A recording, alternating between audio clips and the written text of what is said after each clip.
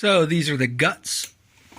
I've got it connected to an Adafruit sound effects board. This is an audio amplifier.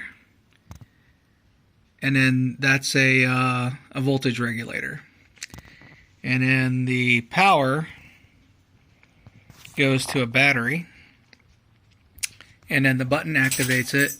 And there's the speaker. The battery can be recharged with this bad boy here.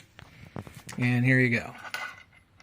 This is Nomad. My mission is non-hostile. Require communication. Can you leave your ship? I am programmed to destroy those life forms which are imperfect. These alterations will do so without destroying the vessel which surrounds them. It too is imperfect, but can be adjusted. Insufficient response. There was much taken from the other.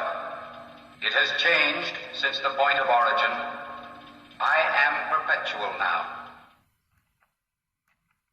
Yes, you are the creator, the Kirk. This sterilization procedure against your ship was unnecessary. I am Nomad.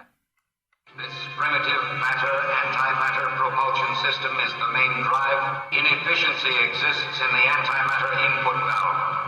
I will effect repair. Non sequitur, your facts are uncoordinated.